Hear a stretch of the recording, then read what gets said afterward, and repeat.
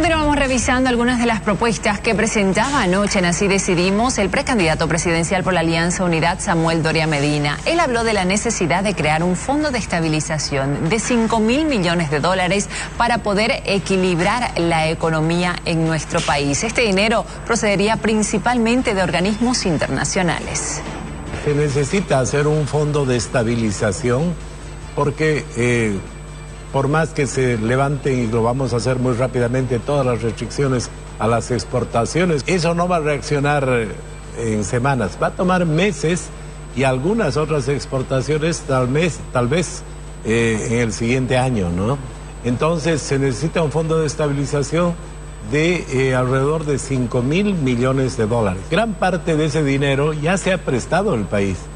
Si usted revisa, Bolivia en este momento tiene 3.504 millones de dólares que se ha prestado y que no los ha utilizado. Cuando hay un país que tiene una emergencia, puede solicitar a los organismos internacionales cambiar el uso de los recursos. Por ejemplo, el país se ha prestado para hacer un hospital o para hacer un puente.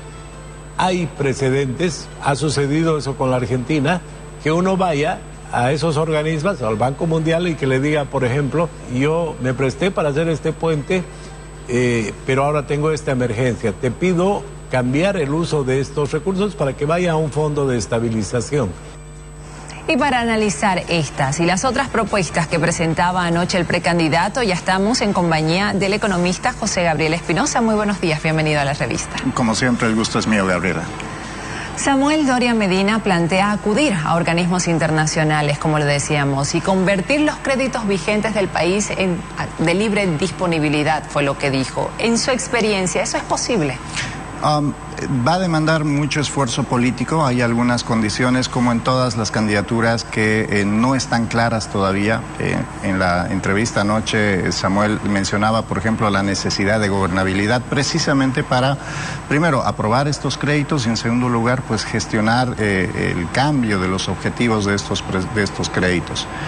Creo que hay todavía condiciones que no están claras. De nuevo, esto no es exclusivo de Samuel, pero sí, evidentemente, se presenta también en esta campaña. Ahora, si logra convencer a los acreedores del país, conseguiría alrededor de 3.500 millones de dólares. Pero ¿para qué alcanza ese dinero? ¿Se soluciona la crisis del país con ese monto o no?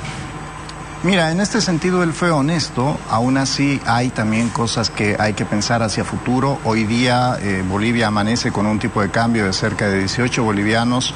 Hace 2 semanas nunca habríamos podido estimar o presumir que Bolivia podría haber alcanzado este tipo de cambio tan rápido. Menciono esto porque para el 8 de noviembre las condiciones que el nuevo gobierno enfrenten van a ser muy distintas a las que tenemos hoy día. ¿En qué magnitud y cuán complejas van a ser? Pues no lo sabemos. Por lo tanto, estas cifras que hoy día han sido construidas en base al equipo y me imagino una lectura de datos pasados, pues podrían quedar desactualizadas en el momento del inicio del gobierno. Pero, ¿alcanzarían los 3.500 millones de dólares o el hueco financiero en el país en estos momentos es mucho más grande? Solamente en términos de déficit fiscal tenemos un hueco de cerca de 5.000 millones de dólares. A eso hay que sumarle pues los depósitos retenidos del público en dólares que están arriba de los 2.000 millones de dólares. Y por otro lado, el flujo que ayer se mencionaba en la entrevista, lo que tenemos son una serie de pasivos que no están siendo reportados. No sabemos cuáles son las deudas que se tienen con los importadores de combustibles, no sabemos cuáles son los pasivos que tenemos con las empresas públicas y sus proveedores, por ejemplo, que hoy día pues nos proveen internet, combustibles y una serie de servicios para el funcionamiento del país. Y a propósito, también Doria Medina está proponiendo ajustes en los primeros 6 meses, cerrar empresas deficitarias, también ha dicho eliminar la subvención del diésel, recortar el gasto público.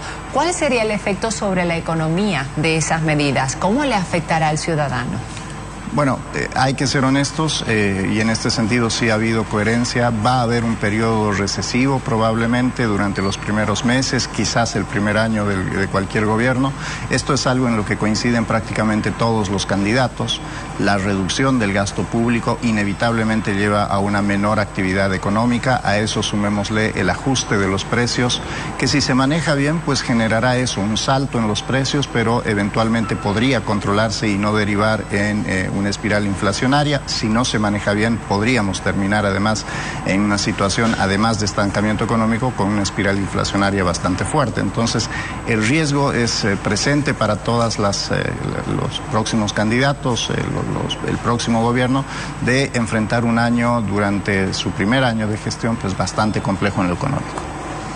Y ahora, no ha dicho mucho con relación a lo que hará con el litio. ¿Qué le queda al Estado? ¿De dónde sacaría los dólares, tomando en cuenta que los hidrocarburos tampoco son una fuente de ingreso tan importante como era anteriormente? Sí, anoche veía la entrevista y evidentemente el litio todavía es un problema a resolver. Hay que ser honestos, el litio no es la bala de plata que muchos están esperando para la economía boliviana. A diferencia del gas, hay una serie de condiciones que evitan que el litio pueda reemplazar los ingresos del gas. A eso hay que sumarle la problemática política. Samuel ayer decía, por ejemplo, que debía hablar primero con los potosinos para poder pues establecer un plan de acción. Eso es correcto. Sin embargo, también a eso hay que sumarle el hecho de que este es un mercado que todavía no está desarrollado, no tenemos los precios, no tenemos la tecnología y por lo tanto es muy posible que el litio sea un proyecto que todavía tome tiempo en desarrollar. ¿No es en esta próxima gestión de gobierno que ya comenzaremos a ver los resultados de esa inversión que se pueda hacer? Creo que si se hacen bien las cosas podríamos adelantar, pero no va a ser de nuevo, incluso si la próxima gestión empieza a recibir recursos, un sector que genere el impacto que generó el gas a inicios del presente siglo. En eso hay que ser absolutamente claros. La posibilidad de que Bolivia pueda reemplazar los recursos de gas con litio es nula, no existe esa chance precisamente por todos los factores que hoy día pues son tan volátiles en la cadena de litio y que en el caso de los hidrocarburos no eran tal en aquel momento. Y al menos anoche él enfocaba su propuesta económica en el turismo, en la agricultura y también en la tecnología. ¿Eso podría de alguna manera compensar el hueco financiero que se ha identificado ya en nuestra economía?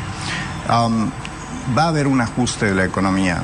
No sabemos todavía la magnitud de ese ajuste. Para empezar, vamos a dejar de importar tantos combustibles precisamente porque se saldría de la subvención. Esto va a obligar también a una caída de la economía, de la actividad económica al principio. Por lo tanto, el hueco se reduce no tanto porque suban los ingresos, sino porque baja el gasto.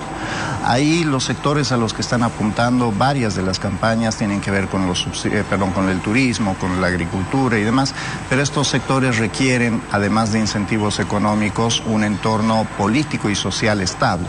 Un bloqueo, pues protestas, inseguridad en la calle desaniman al turista o dificultan la exportación. En ese sentido, el desafío principal, más allá de la estructura económica que plantea el programa de Samuel, será lograr gobernabilidad. Otra de las propuestas que sorprendió fue elevar la edad de jubilación de los 58 a los 70 años. ¿Eso cómo puede entenderse?